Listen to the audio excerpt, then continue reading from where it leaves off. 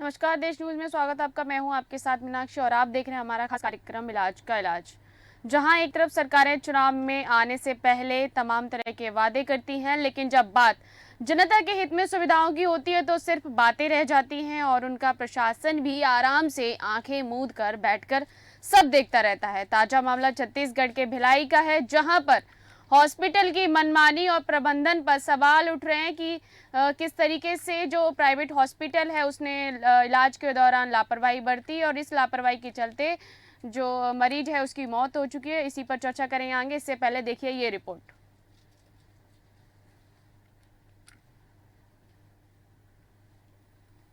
यहाँ पे लापरवाही तो इतनी है सर कि मैं बता ही नहीं सकता, गिन गिन के बताना पड़ेगा, इतनी लापरवाही है। सबसे पहले तो मैं अपनी बहन को यहाँ लाया था 5 तारीख को 10:30 बजे करीब, सुबह 10:30 बजे। तो सबसे पहली बात तो हम, जैसे मैं मरीज हूँ, मेरे को अगर बाय द वे किसी चीज की तकलीफ हो गई है तो मैं यहाँ अपने इलाज कराने के लिए आऊंगा कि मैं वहाँ जगह जगह आयुष्मान कार्ड या चॉइस सेंटर जाके अपना आयुष्मान, हम ये हॉस्पिटल इसीलिए आते हैं कोई भी हॉस्पिटल में कि थोड़ा बहुत 50% हम इतना तो कमाने वाले लड़के या व्यक्तिगत के है नहीं कि हमारे किसी न किसी सरकार से सपोर्ट मांगने के लिए हम लोग आयुष्मान कार्ड का लाभ उठाना चाहते हैं। मैं इसके लिए ये कहना चाहूंगा हॉस्पिटल प्रबंधन को कि बाहर से कोई भी एम्बुलेंस है, आदमी जिसकी डेथ हो गई है, वो अपने सुविधा के हिसाब से उसके परिवारजनक बॉडी को ले जाने की उनको अनुमति दे। अदरवाइज यहाँ कोई पार्टी या पिकनिक मनाने नहीं आता, परेशानी में लोग आते हैं, तो उसको हॉस्पिटल स्टाफ को समझना होगा कि उनको जैसे भी सुविधा हो, अच्छी से अच्छी सुविधा उनको मिलनी चाहिए और उनको स्वास्थ्य में जो है नुकसान ना हो। आज में कोई लापरवाही नहीं हुआ। एम्बुलेंस है, डेड बॉडी था, उसको प्राइवेट एम्बुलेंस लेने के लिए आया था, यहाँ पे एम्बुलेंस था। तो ऐसी कोई इसको ठीक कर लेंगे। ऐसा कोई प्रावधान है क्या? कोई नहीं, ऐसा कुछ भी नहीं है। किसने किया है पता नहीं, उसको हम जांच करेंगे अभी। मतलब जो भी जिम्मेदार होगा उसके खिलाफ कार्रवाई होगी उसकी। आपको बता दें, हुआ कुछ यूं ही कि भिलाई के स्मृति नगर जुनवानी रोड पर स्थित शंकराचार्य हॉस्पिटल में इलाज में लापरवाही और प्रबंधन की मनमानी को लेकर भाजयुमों के द्वारा जोरदार प्रदर्शन किया गया। सुरक्षा व्यवस्था को लेकर पहले से मौजूद स्मृति नगर चौकी पुलिस ने उन्हें बीच राह रोकने की बड़ी कोशिश की तो वे सड़क पर ही बैठ गए। दरअसल भाजयुमो कार्यकर्ता प्रबंधन के जिम्मेदार व्यक्ति से मिलकर ही कार्रवाई की बात करना चाह रहे थे। आपको बता दें कि शंकराचार्य हॉस्पिटल में इंदिरा नगर दुर्ग निवासी महिला सपना सोनी के अल्सर का ऑपरेशन किया गया था और सफल ऑपरेशन के बाद भी मौत हो जाने पर परिजनों को इलाज में लापरवाही बरतने का शक हुआ। इसी पर अधिक जानकारी के लिए हमारे साथ जुड़ चुके हैं छत्तीसगढ़ से संवाददाता सोमनाथ साहू जी। सोमनाथ जी, देश न्यूज में आपका स्वागत है। बताइए पूरा मामला क्या है? जी, बताना चाहता हूँ, भिलाई के शंकराचार्य अस्पताल में लगातार मरीज की मौत का सामने आता है। जी।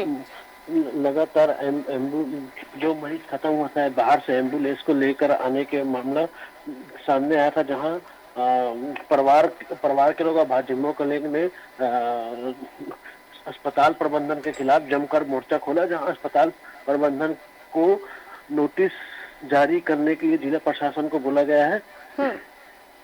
जी। इस वक्त हॉस्पिटल की क्या स्थिति है? क्या कानूनी तौर पर कुछ कार्रवाई हुई है हॉस्पिटल पर या नहीं?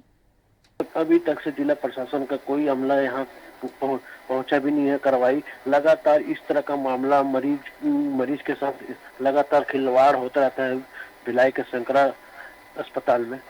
जी। प्राइवेट हॉस्पिटल के ये इतने हौसले बुलंद क्यों है? क्या वहाँ के प्रशासन की इन हॉस्पिटल के साथ कुछ मिली भगत सामने आ रही है? प्रशासन यहाँ पे जो झोला छाप डाटा है, इसके लगातार कार्रवाई करता। जो निजी अस्पताल है, जो बड़े बड़े अस्पताल है दुर्ग भिलाई में, अब तक प्रशासन ताला किसी प्रकार का नोटिस भी जारी नहीं कर पाया है कि जी। और वहाँ की सरकार मरीजों को सुविधा देने के लिए क्या कर रही है फिर इस तरीके से? जब हॉस्पिटल लापरवाही बरत रहा है, अगर किसी मरीज की मौत हो जाती है तो उस दौरान जो उसके परिजन हैं वो पहले से ही परेशान होते हैं और वहाँ पर प्राइवेट हॉस्पिटल जो है वो उन पर दबाव बनाता है कि वो शव को ले जाने के लिए अपनी ही एम्बुलेंस का इस्तेमाल करेंगे, आप अपनी पर्सनल गाड़ी का इस्तेमाल नहीं कर सकते हैं। लगातार इस तरह का मामला सामने आता रहा। प्रबंधन को ध्यान देना चाहिए और जो यहाँ पे जो कार्यरत है इनके, कब तक मामला दर्ज होगा? इस हॉस्पिटल की पहले भी इस तरीके की करतूतें सामने आ चुकी हैं क्या? क्या पहले भी इस तरीके के काम हो चुके हैं वहाँ पर कि वो ज़बरदस्ती मरीजों पे पैसों को लेकर दबाव बनाता है कि और इलाज के दौरान उन पर लापरवाही करता है जिससे मरीज की मौत हो जाती है? लगातार इस तरह का मामला शंकराचार्य में आता है, तब भी प्रशासन को यहाँ पर प्रशासन यहाँ स्वास्थ्य विभाग को किसी प्रकार का जी सूद नहीं है। जी शोभनाथ जी, हमारे साथ तमाम जानकारी को साझा करने के लिए आपका बहुत बहुत धन्यवाद। तो आपने देखा कि किस तरीके से जो प्राइवेट हॉस्पिटल्स हैं वो जो मरीज है उस पर दबाव बनाते हैं। एक तरफ जहाँ जो परिजन होते हैं अपने मरीज की मौत हो जाने के कारण वो पहले से ही परेशान हो जाते हैं और बताया जाता है कि परिजन खुद की ही गाड़ी से शव को ले जाना चाहते थे, लेकिन जो पुलिस की मौजूदगी में मेडिकल सुपरडेंट ने परिजनों को भाजयुमो नेताओं से बातचीत की और जिम्मेदार अधिकारी के खिलाफ कड़ी कार्रवाई का आश्वासन दिया।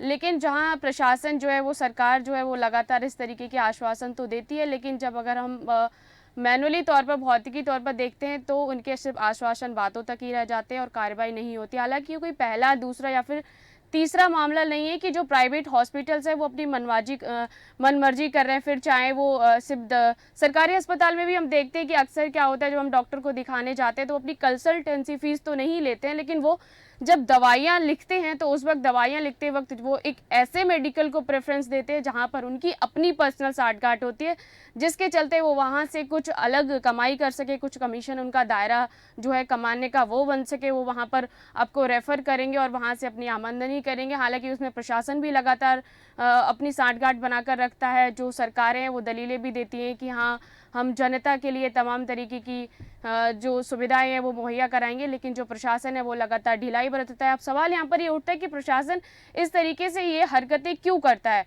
तो कहीं ना कहीं जो प्रशासन है उनकी मिलीभगत सरकार के साथ रहती है, सरकार के साथ कुछ ऐसी मिलीभगत रहती है कि उनके अपने सोर्स होते हैं।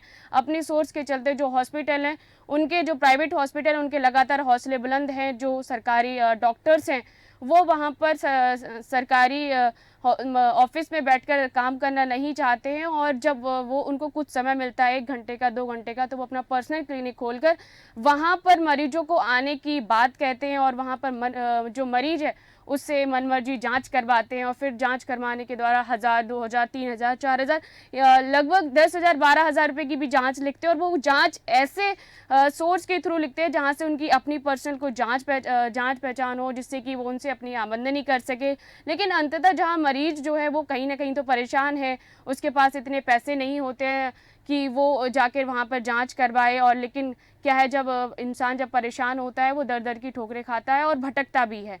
लेकिन सरकार ने जो है वो आयुष्मान कार्ड की भी योजना जो चलाई है वो लोगों को सुविधा मुहैया कराने के लिए चलाई है, लेकिन जो लोग हैं वो उन पर, जो प्रशासन है वो उन पर अपनी मिलीभगत के चलते जो उन पर कुछ तरीके की कार्रवाई नहीं कर रहा है। और उस आयुष्मान कार्ड में भी तरीके की धांधली हमारे साथ देखने को मिलती है और हम लोग भी इस तरीके की परेशानी को फेस करते हैं कि हमारे यहाँ पे आयुष्मान कार्ड नहीं चलता है, हम आपको ये सुविधाएं नहीं दे सकते हैं। तमाम तरीके की दलीलें दी जाती हैं। जो प्राइवेट हॉस्पिटल्स हैं वो अपनी मनमर्जी करते हैं। अंततः क्या होता है, जो मरीज है वो परेशान हो जाता है और परेशान होने के बावजूद वो दर दर की ठोकरें खाता है और अंततः या वो मौत हो जाती है। मौत हो जाने के बावजूद भी उस पर दबाव बनाया जाता है कि आपको, आपका बिल इतना बैठा है, आपको पैसे देने पड़ेंगे। और साथ ही अगर आपको शव ले जाने के लिए बंदोबस्त करते हैं तो आपके पर्सनल बंदोबस्त को वो कह देते कि नहीं, आप अपने पर्सनल बंदोबस्त के थ्रू अपने मरीज को नहीं ले जा सकते, हमारी जो एम्बुलेंस है आप उसका ही इस्तेमाल करना पड़ेगा और आपका जो पेमेंट बनता है, आपको जो पैसा बनता है, आपको उसका भुगतान करना ही पड़ेगा। तो फिलहाल मेरे साथ इस कार्यक्रम पर इतना ही। देखते रहिए देश न्यूज़। नमस्कार।